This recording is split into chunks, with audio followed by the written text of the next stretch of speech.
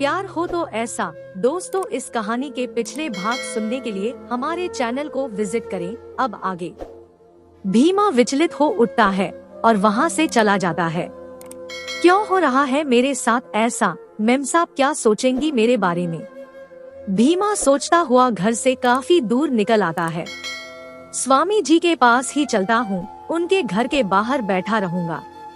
जब भीमा प्रेम के घर पहुँचता है तो पाता है कि वहाँ आसपास सभी लोग दरवाजा बंद करके घरों में बैठे हैं और प्रेम के घर का दरवाजा खुला पड़ा है। भीमा घर में झांक कर देखता है। स्वामी जी क्या आप सो गए? भीमा कहते हुए अंदर आ जाता है। भीमा घर में हर तरफ प्रेम को ढूंढता है पर प्रेम उसे कहीं नहीं मिलता। कहाँ गए स्वामी जी? कहीं मंदिर तो नहीं गए?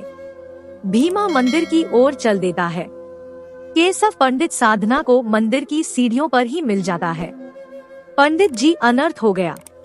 वो पिशाच प्रेम को उठा कर ले गया। क्या? केशव पंडित सदमे के कारण सीढ़ियों पर लुढ़क जाता है। पंडित जी, साधना चिल्लाती है।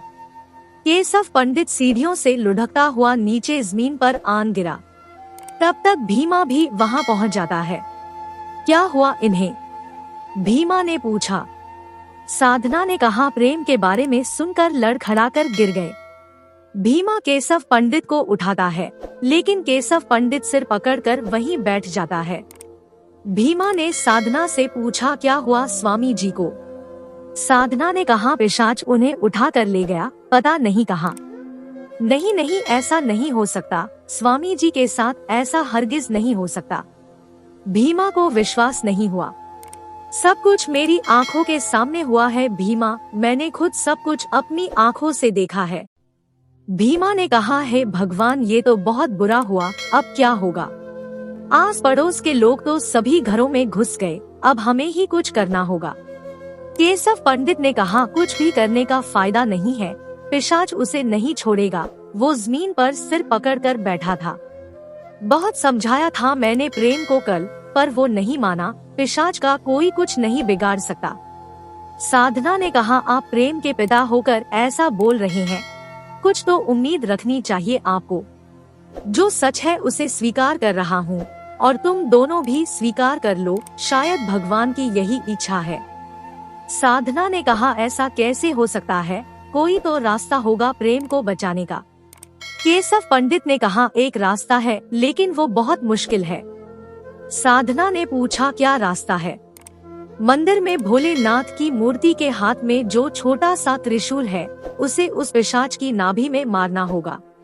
पर वो पिशाच ऐसा हरगिज नहीं होने देगा, और जब तक पिशाच जिंदा है प्रेम का बचना मुश्किल है। केशव पंडित ने कहा क्या पता अब तक उसने उसे मार भी दिया हो। साधना ने कहा वो प्रेम को मारने की जल्दी में नहीं था, वो उसे उठा कर ले गया है। मुझे उम्मीद है कि प्रेम अभी जिंदा होगा। भीमा ने कहा पर हमें ये भी तो नहीं पता कि वो पिशाच स्वामी जी को कहाँ ले गया है। केशव पंडित ने कहा पिशाच जंगल में रहना पसंद करते हैं, वो जरूर प्रेम को जंगल में ले गया होगा। साधना बोली हमें देर नहीं करनी चाहिए। पंडित जी मुझे वो त्रिशूल दे दीजिए, मैं करूँगी खात्मा उस पिशाच का।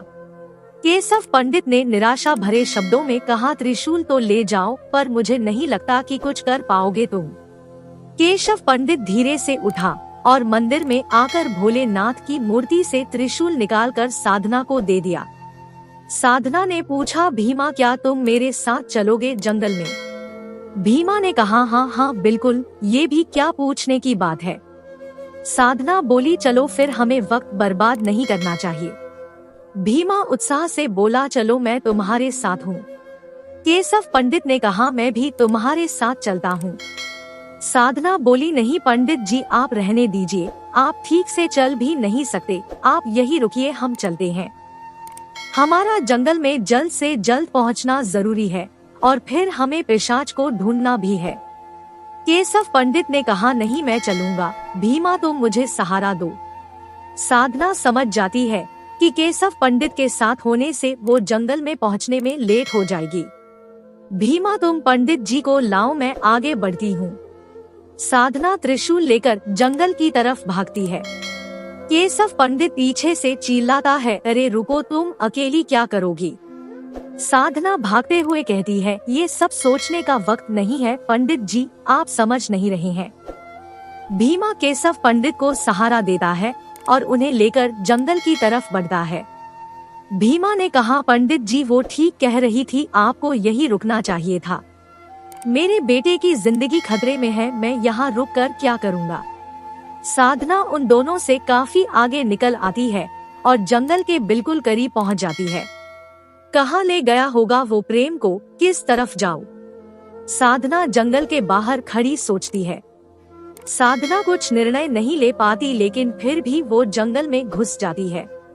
वो पीछे मुड़कर देखती है, शायद काफी पीछे रह गए वो। इंतजार करूं या आगे बढ़ूं? नहीं नहीं, मुझे आगे बढ़ना चाहिए। प्रेम को इस वक्त मदद की सख्त जरूरत है। साधना अपने प्रेम के लिए घने जंगल में उतर जाती है, लेकिन जंगल का सन्नाटा उसके रोंगटे खड़े कर देता है। वो पहली बार इस जंगल में आई है, इसलिए डरना लाजमी है, लेकिन वो अपने प्रेम के लिए हाथ में त्रिशूल लिए लगातार आगे बढ़ी जा रही है। ये तो बहुत बड़ा जंगल लगता है, कहाँ ले गया होगा वो पिशाच प्रेम को? क्या करूँ मैं? हे भगवान मेरी मदद करो। इधर रेणुका नहाकर कमरे में चुपचाप बैठी है, उसका मन बहुत विचलित हो रहा है। शर्म और ग्लानि ने उसके मन को घेर रखा है। शायद सब मेरी गलती है, भीमा ऐसा नहीं है। मैं ही कल रात बार बार भीमा से चिपक रही थी। किसी भी आदमी का बहक जाना स्वाभाविक है। रेणुका अपना सिर पकड़ लेती है, पर वो बड़ी बेशर्मी से मुझे घूरे जा रहा था। पर्दा छोड़ने को कहा तब पर्दा छोड़ा उसने, वरना तो देखता रहता मुझे। आने दो इसे, इसकी खबर लेती हूँ। क्या समझता है खुद को? मेरी मदद क्या कर दी? क्या उसे कुछ भी करने की इजाजत मिल गई? आने दो इसे, पता नहीं कहाँ चला गया। रेणुका ने खड़े होकर खिड़की से झांक कर देखा। शायद वो भी शर्मिंदा होगा तभी चला गया, मुझसे बात तो करके जाता। क्या माफी मांगना फर्ज नहीं था उसका? या फिर इतनी शर्म आ रही है उसे अब कि मेरे सामने नहीं आना चाहता? जो भी हो आने दो उसे, मैं इस बार अच्छे से खबर लूंगी उसकी। साधना को कुछ भी समझ नहीं आ रहा था कि वो क्या करे और क्या ना करे। हर तरफ घना जंगल था, बड़े बड़े पेड़ थे। दिन में भी जंगल में घने पेड़ों के कारण अंधेरे जैसी हालत हो रही थी। ऐसा सन्नाटा था कि किसी की भी रूह कांप जाए। प्रेम, साधना बहुत जोर से चिल्लाई। प्रेम, तुम कहाँ हो? घने जंगल में साधना की आवाज बहुत जोर से गूंजी, लेकिन साधना को उसका कोई जवाब नहीं मिला। साधना भावुक हो उठी है, भगवान कहाँ ले गया वो पिशाच मेरे प्रेम को? कुछ तो मदद करो मेरी। ये तो साधना की आवाज थी, लगता है स्वामी जी उसे नहीं मिले अब तक। भीमा ने कहा, पागल हो गई है वो, अकेले भागी जा रही है। पिशाच को ढूंढना क्या आसान काम है? कुछ तो करना ही होगा पंडित जी। जैसे हम चल रहे हैं वैसे तो हम 7 जन्म तक नहीं ढूंढ पाएंगे स्वामी जी को। अगर तुम्हें भी भागना है मुझे छोड़ के तो जाओ, मैं खुद चल सकता हूँ। ऐसी बात नहीं है पंडित जी, मुझे तो बस स्वामी जी की चिंता हो रही है। मेरा बेटा है वो, मुझे तुमसे ज्यादा चिंता है उसकी। तुम मुझे सहारा नहीं दोगे तब भी मैं जाऊंगा ही। पंडित जी, मैं आपका साथ छोड़कर कहीं नहीं जा रहा। दुर्भाग्य से साधना जंगल के दूसरी तरफ जा रही थी और भीमा और केशव पंडित दूसरी तरफ। तीनों के दिमाग में चिंता और भय इस कदर हावी था कि सही निर्णय लेना मुश्किल हो रहा था। भीमा केशव पंडित को सहारा देकर जंगल में आगे बढ़ता रहता है। पंडित जी कुछ समझ नहीं आ रहा, ना तो स्वामी जी का कुछ पता चल रहा है और ना ही साधना का। किधर जाएं हम? ये तो बहुत बड़ा जंगल है। सब उस पागल लड़की की गलती है, त्रिशूल भी साथ ले गई। मुझे तो अब हर तरफ बस अंधेरा ही दिख रहा है। चलते चलते भीमा और केशव पंडित थक जाते हैं। कोई 3 घंटे वो लगातार चलते रहे, लेकिन ना उन्हें साधना मिली, ना प्रेम और ना ही पिशाच। भीमा ने कहा, लगता है हम भटक गए पंडित जी। सही कह रहे हो, वो पागल लड़की ना जाने कहाँ होगी। अब क्या करें हम पंडित जी? शाम होने को है, अब तो जल्दी ही अंधेरा हो जाएगा। हमें किस तरफ जाना चाहिए? मुझे तो कुछ समझ नहीं आ रहा। बात ये है कि अब पिशाच को ढूंढे या उस पागल लड़की को। एक ही हथियार था हमारे पास, वो भी वो लेकर भाग गई। अब पिशाच मिल भी गया तो हम क्या बिगाड़ लेंगे उसका। केशव पंडित और भीमा दोनों के चेहरे पर निराशा उभर आती है, लेकिन फिर भी वो दोनों आगे बढ़ते रहते हैं। इधर साधना चलते चलते जंगल के बिल्कुल बीचों बीच पहुंच गई थी। है भगवान, लगता है अंधेरा होने वाला है और प्रेम का अभी तक कुछ आता पता नहीं। अगर प्रेम को कुछ हो गया तो मैं भी इसी जंगल में अपनी जान दे दूंगी। साधना ये सब बोल ही रही थी कि उसे किसी के हंसने की आवाज सुनाई दी। हा हा हा हे, क्यों, कैसा लग रहा है? अब तुम तो बड़ी जल्दी बेहोश हो गए थे। कब से इंतजार कर रहा हूँ कि तुम कब होश में आओ और मैं तुम्हें खाना शुरू करूँ। बताओ कहाँ से शुरू करूँ? इन हाथों से शुरू करूँ क्या जिनसे तुमने मेरी आँख में धूल भर दी थी? अभी तक आँखों में चरमराहट है। क्या डाला था तुमने मेरी आँख में, बताओ। प्रेम जमीन पर पड़ा था और उसके दाईं तरफ पिशाच बैठा था। प्रेम ने चारों तरफ देखा, हर तरफ बड़े बड़े पेड़ थे। इतना घना जंगल प्रेम ने पहले कभी नहीं देखा था। प्रेम ने उठने की कोशिश की लेकिन वो उठ नहीं पाया। ना वो अपने हाथ हिला पाया और ना ही टांगे। पिशाच ने कहा, क्या हुआ, उठना चाहते हो? उठो उठो। हा हा हे, अच्छा खेल है ना, बताओ कैसा लग रहा है? प्रेम गुस्से में बोला, तुम बचोगे नहीं, मैं तुम्हें जिंदा नहीं छोड़ूंगा। कौन मारेगा मुझे, तुम? हाँ। पिशाच बौखला गया और प्रेम के सिर पर उसने अपना एक हाथ दे मारा। हाथ का वार ऐसा था जैसे कि कोई हथौड़ा पड़ा हो। प्रेम के सिर से खून बहने लगा और वो फिर से बेहोश हो गया। आफ, ये तो फिर से लुढ़क गया। मुझे भूख लगी है, पर इसे तभी खाऊंगा जब ये होश में आएगा। इसे अपने शरीर में मेरे दांत गड़ते हुए महसूस होने चाहिए, तभी मजा आएगा मुझे। मेरी आँख में धूल झोंकता है। हाँ, उसे छोड़ दो वरना। पिशाच को अपने पीछे से आवाज सुनाई दी। पिशाच तुरंत पीछे मुड़कर देखता है। वरना क्या देवी जी, आप क्या करेंगी? हा हा हा। साधना चिल्लाई, मैं तुम्हें जान से मार दूंगी, छोड़ दो उसे। मानना पड़ेगा, मेरे सामने आज तक किसी ने आकर ऐसी बात नहीं बोली। एक ये लड़का है और एक तू है, दोनों एक से बढ़कर एक हो। पर मुझे अफसोस के साथ कहना पड़ रहा है कि इसके साथ साथ तुम भी मेरे पेट में जाओगी। लेकिन पहले मैं इसे ही खाऊंगा। तू इसके बाजू में लेट जा, तेरी बारी बाद में आएगी। साधना त्रिशूल एक हाथ में पीछे छुपा कर रखती है ताकि पिशाच को उसके इरादों की भनक ना लगे। मुझे किसी तरह इस पिशाच के पास जाना होगा। क्या करूं? साधना खड़े खड़े सोच रही है। साधना ने कहा, पिशाच जी, बहुत सुना है आपके बारे में कि आप बहुत भयानक हो, पर आप ऐसे दिखते तो नहीं। पिशाच प्रेम के पास से खड़ा हुआ और साधना की ओर मुंह करके बोला, लो कर लो बात, इन्हें मैं भयानक नहीं लगता। मेरी आवाज सुनकर जंगल का शेर भी भाग जाता है, इंसान तो चीज क्या है। और मैं तेरे सामने इतनी भयानक बातें कर रहा हूँ, इससे ज्यादा भयानक और क्या होता है। साधना ने कहा, फिर भी आपको कुछ और भी करना चाहिए। जैसे कि क्या करूं मैं अब, वो भी बता दो।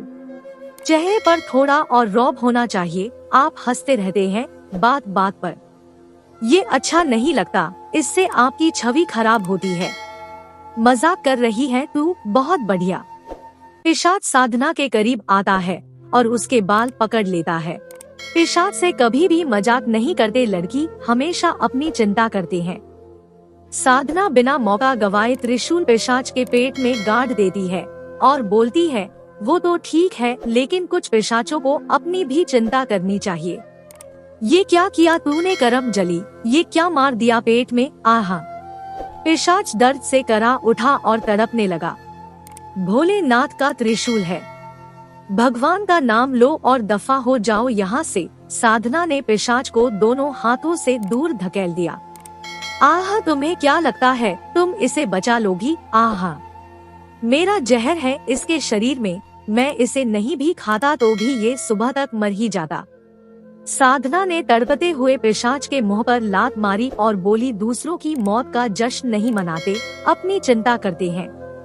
तुम इस जंगल से बाहर नहीं जाओगी। ये त्रिशूल मेरे पेट से निकाल दो, मैं तुम दोनों को गांव छोड़ आऊंगा। साधना ने त्रिशूल पकड़ा और जोर लगाकर त्रिशूल फोड़ा और पिशाच के पेट में उतार दिया। पिशाच बहुत जोर से चिल्लाया। पिशाच की चीख पूरे जंगल में गूंज गई। उसकी चीख भीमा और केशव पंडित ने भी सुनी। वो तेजी से चीख की दिशा का अंदाजा लगाकर उसकी ओर भागे। प्रेम, प्रेम उठो, क्या हो गया है तुम्हें प्रेम? हे भगवान बचा लो मेरे प्रेम को। साधना की आंखें भर आई और वो फूट कर रोने लगी। हा हा हा, मर जाएगा वो जल्दी ही, हे। साधना खड़ी हुई और त्रिशूल पर फिर से दबाव बनाया। त्रिशूल थोड़ा और पिशाच के पेट में सरक गया। वो फिर से जोर से चिल्लाया और कुछ ही पलों में उसने दम तोड़ दिया। लेकिन उसकी लाश वहाँ से गायब हो गई। शायद यमदूत उसे उठाकर नर्क में ले गए। दोस्तों, इस कहानी का अगला भाग देखने के लिए चैनल को सब्सक्राइब करें और कमेंट करके हमें बताएं कि ये कहानी आपको कैसी लगी। कहानी सुनने के लिए आपका बहुत बहुत धन्यवाद।